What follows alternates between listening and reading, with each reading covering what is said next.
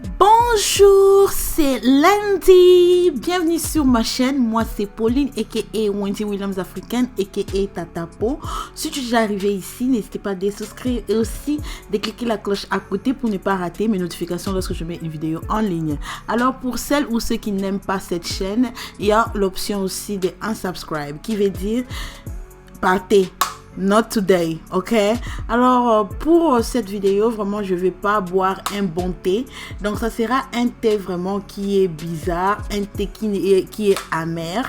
C'est l'histoire de cette jeune fille qui est en train de parler tout le Nigeria. Et je voulais vraiment vous parler comment est-ce que ces deux monstres ont détruit la vie de cette petite fille. Alors, je commence à vous raconter l'histoire. La petite fille Oshania quitte le village parce qu'il n'y avait pas d'école dans leur village pour aller habiter avec sa cousine en ville. Et sa cousine vivait avec son mari qui a les yeux comme, je sais même pas, Dieu me pardonne, avec leur fils. Ils ont un fils, ils ont deux enfants, mais je parle du fils qui est aussi impliqué sur cette affaire. Alors, la cousine dit, viens, tu vas m'aider avec les travaux à la maison et je vais payer l'école pour toi. La petite avait 8 ans lorsqu'elle a quitté le village. Arrivée là-bas, le père, les maris de la cousine, commence à toucher l'enfant la nuit, ok? Lorsqu'il touche l'enfant la nuit, il dit à l'enfant, si tu dis quelque chose, je vais te faire retourner au village et je vais même prendre ta vie. L'enfant garde son silence. Après, les petits que vous voyez sur l'écran là, viennent la nuit aussi. Et il prend cette petite fille aussi la nuit. Je ne vais pas utiliser les mots à cause de YouTube. Donc, il vient, il s'apprend à cette petite la nuit, chaque nuit. C'est le devant et l'arrière de la fille qui est tellement détruit pendant 5 ans, s'il vous plaît. Pendant 5 ans, c'était papa la nuit ou soit son fils la nuit. Et un jour alors, la tante attrape son fils sur cette petite fille.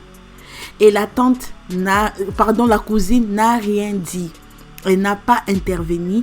Et ils ont juste dit à la petite fille de fermer sa bouche. Si les gens savent, sinon on va prendre sa vie. Donc on l'intimidait. Et puis les maris de la cousine utilisaient les comprimés pour mettre dans le thé de l'enfant.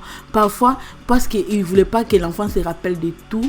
Donc parfois il faisait des trucs à cet enfant que l'enfant ne se rappelait plus. Alors, ce qui s'était passé en février 2018, l'enfant était à l'école, elle tombe. Et lorsqu'elle tombe, elle fait 2 mois clouée sur le lit de l'hôpital. Elle ne se sent pas bien du tout. Alors, il y a une dame qui a l'orphelinat et qui travaillait à l'école.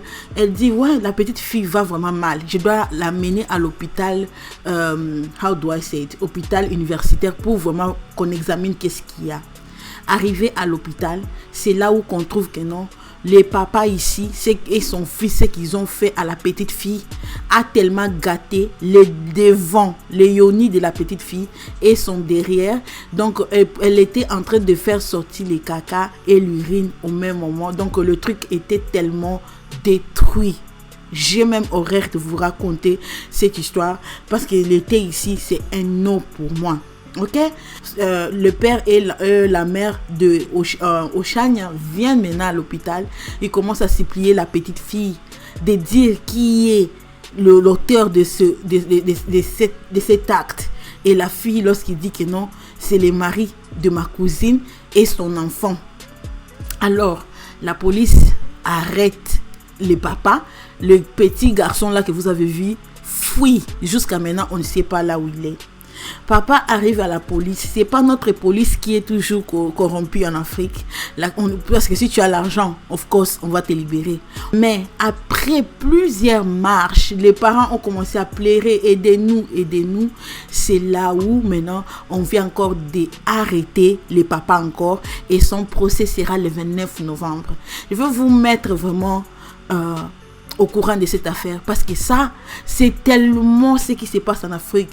On parle laisser les enfants chez les oncles, chez les tantes, chez qui, à cause, c'est aussi à cause du gouvernement. Parce que s'il y avait des écoles au village, Je ne sais pas si les parents ici pouvaient envoyer leur fille. Et ce qui m'a fait mal, parce que les parents sont tellement vieux.